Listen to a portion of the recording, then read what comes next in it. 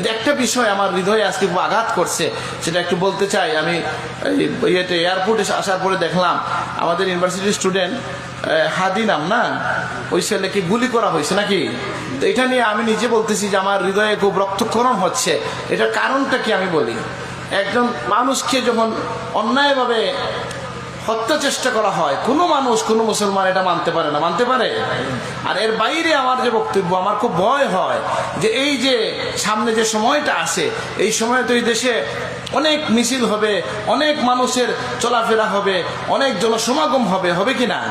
আমার ভয় লাগে যে এই দেশে কোন উদ্দেশ্যমূলকভাবে কেউ কোন মেসাকার করতে চায় কিনা। আল্লাহ এই দেশকে হেফাজত করুন, আমিন। এই জন্য প্রশাসনকে সচেতন থাকতে হবে এবং বিবদমান দল যারা আছেন তারাও পরস্পরের কাদা ছোড়াছুরি থেকে বেঁচে থাকতে হবে। হিংসা বিদ্বেষটা কমায় ফেলতে হবে, বিদ্বেষমূলক বক্তব্য দেওয়া যাবে না, এবং আমরা পরস্পরের প্রতি সহনশীল হব যাতে অন্যরা সুযোগ নিতে না পারে। এখানে কারা এটা করতে চায়, আমার বলেন, কারোর সাথে বিরোধিতা করতে কি গুলি করা লাগে? এটা খুব ভয়ঙ্কর কথা। এটা সমাজের জন্য, দেশের জন্য।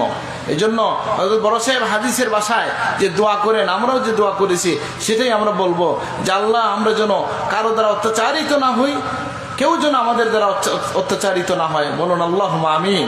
আমরা যেন নিজেরা নির্যাতিত না হই, আমরা যেন নির্যাতনকারী না হই। আর সর্বোপরি এই দেশের স্বাধীনতার জন্য, সার্বভৌমত্বের জন্য, স্থিতিশীলতার জন্য সবাই মিছিল না হয় করলেন সপ্তাহে একদিন নাকি, কিন্তু দোয়া তো প্রত্যেকদিন আল্লাহর কাছে হাত তুলেন।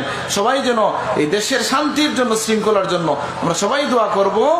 এবং বিশেষ করে এইরকম যারা দেশে অস্থিতিশীল তৈরি করতে চায়, পরিবেশ তৈরি করতে, তাদের এবারে সচেতন থাকতে হবে।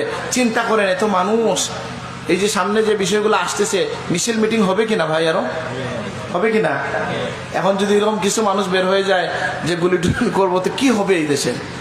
হ্যাঁ, একেবারে রক্তাক্ত অবস্থা তৈরি হয়ে যাবে। এই জন্য আমরা সচেতন থাকব এবং আমরা সবাই দোয়া করব যেন এই দেশটা কোনো বাতৃঘাতী লড়াইয়ের দিকে না যায়, রক্তারক্তির দিকে না যায়। আল্লাহ তুমি হেফাজত করো, আমিন। এবং আজকের এই ঘটনা আমরা নিন্দা জানাই এবং সরকারকে আহ্বান জানাই যে এরকম দুষ্কৃতিকারী যারা আছে তাদেরকে আইনের আওতায় নিয়ে আসতে হবে। আপনারা একমত আছেন নাকি?